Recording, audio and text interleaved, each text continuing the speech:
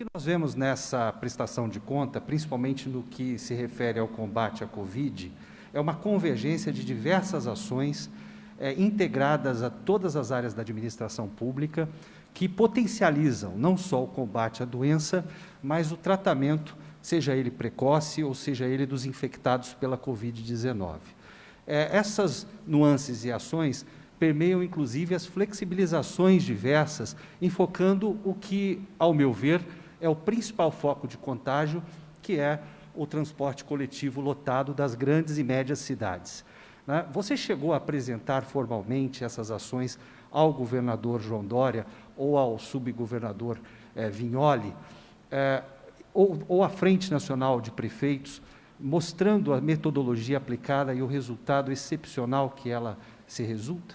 O mundo inteiro sabe do problema do transporte público, do adensamento dentro desses ônibus, trens, metrôs, né, e os problemas da transmissão naquele momento. Tanto isso é verdade que o pessoal tenta escalonar o horário de entrada, o horário de saída, para ver se coloca os passageiros em horários diferentes dentro desses veículos, né? Então, quando viu o que acontece na ilha, independente de ser uma cidade grande ou uma cidade média ou pequena, o problema acontece no transporte público sempre nos mesmos horários, né? Entrada, então, no começo do dia e no final do dia. Isso é mais do que sabido, né? Agora, a gente precisa ter vontade política, né? Precisa encontrar recursos no orçamento. Ilhabela, ela tem recursos, então dá para fazer. Custa dinheiro isso. Você tem que botar mais ônibus, porque o transporte público ele foi feito para... Ele é planejado para, em alguns momentos, andar com pessoas de pé e pessoas sentadas. Não virar uma lata de sardinha, mas, enfim, tanto que se você olhar, pelo menos antigamente o ônibus tinha lá, lotação, tantos passageiros sentados e tantos de pé. Estava lá a plaquinha na frente. Eu nem sei se isso ainda hoje acontece nos ônibus. Eu andei muito de ônibus em São Paulo, e Ilhabela eu quase não ando. Mas eu vejo de fora do ônibus a situação. E na internet recebo queixas. Então, eu sabia que tinha que intervir nessa situação. E a gente fez a intervenção. Pôs recursos. No caso aqui em Ilhabela, a gente tirou, realocou recursos, estavam gastando de forma incorreta, com interesse outro que não o interesse da cidade, gastando dinheiro em tendas, em barracas, em painéis, enfim, num monte de coisa que não trazia resultado. A gente tirou, economizou lá, tiramos daqui, gastamos aqui, e isso resolveu. Os nossos números são números públicos. Eu recebi esse aqui, ó, situação epidemiológica, né? A GVE de Caraguatatuba.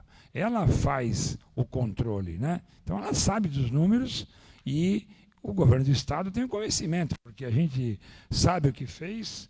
Eu sempre digo, Ilhabela é uma cidade fora da curva da questão Covid. Talvez uma das melhores, se não a melhor cidade na questão de números do Covid do estado de São Paulo. Então é só abrir e ver, entendeu? Eu realmente não tive essa oportunidade.